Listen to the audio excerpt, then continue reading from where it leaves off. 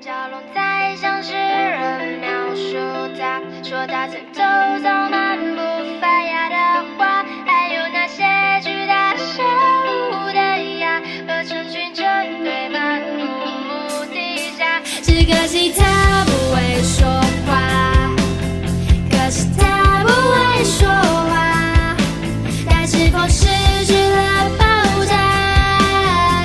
还会长大吗？他奔发精彩的闪光和点头，会用力拥抱着开花。时间一言不发，规则一条条爆炸。他是相思而生，他是从生而死，他在期待百万年之后能够有人有力到此帽子。云说要为它降落一顶安静的白色帽子，它就会变成标志，会漂亮的登上报纸，完成自亘古的心愿，人们就会有力到此。那绝对不是出于他的形容词。什么三角龙在向世人描述他，说他曾走走漫步发芽的花，还有那些巨大生物的芽和成群成堆漫无目的下。只可惜他不会说话，可是他不会说话，他是否失去了爆炸？还会长大吗？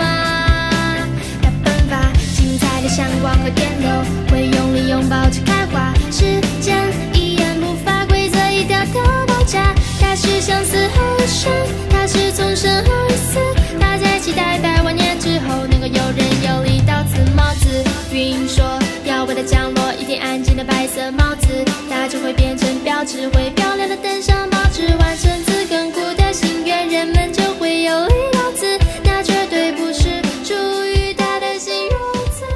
什么三角龙在向世人描述他，说他曾走走漫步发芽的花，还有那些巨大生物的芽和成群成堆漫无目的下。只可惜他不会说话，可是他不会说话，他是否失去了爆炸？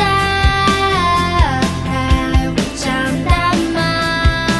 他奔发精彩的闪光和点头，会用力拥抱着开花。时间一言不发，规则一条条爆炸。他是相思而生，他是从生而死，他在期待百万年之后能够有人有力到此帽子。云说要为它降落一顶安静的白色帽子，它就会变成标志，会漂亮的登上报纸，完成自亘古的心愿，人们就会有力到此。那绝对不是出于他的形容词。什么三角龙在向世人描述他，说他曾走走漫步发芽的花，还有那些巨大生物的芽和成群成堆漫无目的下。只可惜他不会说话，可是他不会说话，他是否失去了爆炸？还会长大吗？